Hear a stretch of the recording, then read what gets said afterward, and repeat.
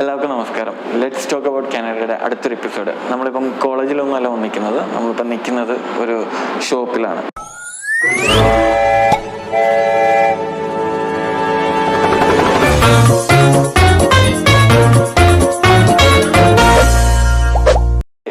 അഞ്ജലി, അപ്പം ഈ വ്ളോഗിലേക്ക് സ്വാഗതം.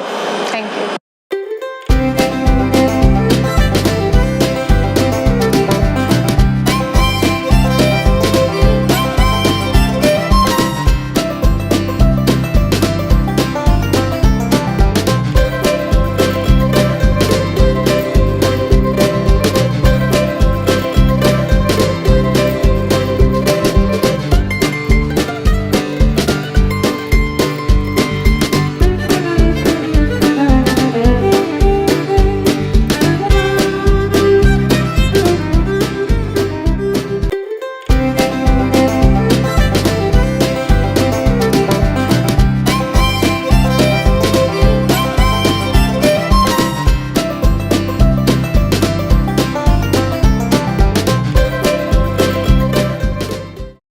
ഹോസ്പിറ്റാലിറ്റി പഠിച്ചു. അപ്പം നാട്ടിൽ നിന്ന് പോരുന്ന സമയത്ത് ഇങ്ങനെ പ്ലാൻ ഉണ്ടായിരുന്നു ഇവിടെ വന്നൊരു ബിസിനസ് സ്റ്റാർട്ട് ചെയ്യണമെന്ന്?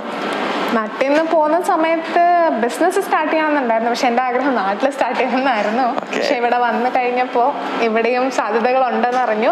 ഓക്കെ, ഇപ്പൊ നാട്ടിൽ പോയാലും തുടങ്ങാലോ. അതെ, ഇവിടത്തെ പഠിച്ചു, നാട്ടിലത്തെ. അപ്പം എങ്ങനെയാണ് ഈ പിസ്സയിലേക്ക് എത്തിയത്? കാരണം ഇവിടെ സാധാരണ ഇന്ത്യ മീൻസ് മലയാളീസ് ഒക്കെ വന്നു കഴിഞ്ഞാൽ അവർക്ക് കുറച്ചും കൂടെ കംഫർട്ട് ഈ പറയുന്ന പോലെ കേരള സ്റ്റോഴ്സ് ഒക്കെ സ്റ്റാർട്ട് ചെയ്യാനായിരിക്കും. കാരണം ഈ നമുക്ക് നാട്ടിലൊക്കെ വെച്ച് പരിചയമുള്ളതുകൊണ്ട് പുതിയ കുറച്ച് റെസിപ്പീസ് ഒക്കെ ആക്കിയിട്ട് ഇറക്കാൻ പറ്റില്ല. അപ്പം എന്തുകൊണ്ടാണ് പിസ്സയിലേക്ക് മാത്രം ഫോക്കസ് ചെയ്തത്?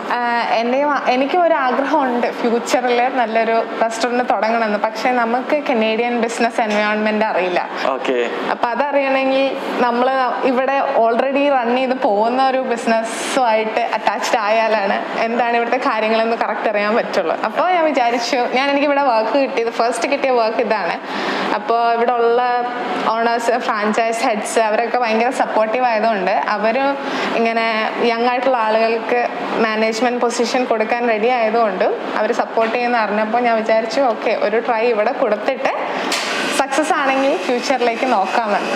അപ്പം ശരിക്കും പറഞ്ഞു കഴിഞ്ഞാൽ ഇപ്പം പ്രത്യേകിച്ച് ഒരു ബിസിനസ് ഒക്കെ സ്റ്റാർട്ട് ചെയ്യുമ്പോൾ നാട്ടിലൊക്കെ ആണെങ്കിൽ നമുക്ക് ഒരു ബാക്കപ്പ് എന്ന് പറയുന്ന ഫാമിലീസ് നമ്മുടെ കൂടെ ഉണ്ടാവും. സോ ഇവിടെ വരുമ്പം അഞ്ജലി ഒറ്റയ്ക്കായിരുന്നു. സോ ഒറ്റയ്ക്ക് വന്ന് ഇങ്ങനെ ഒരു ഷോപ്പ് എടുക്കണം കാണിച്ച ധൈര്യം ആര് തന്നതായിരുന്നു? അതോ ഉള്ളിലെ എന്താ പറയാ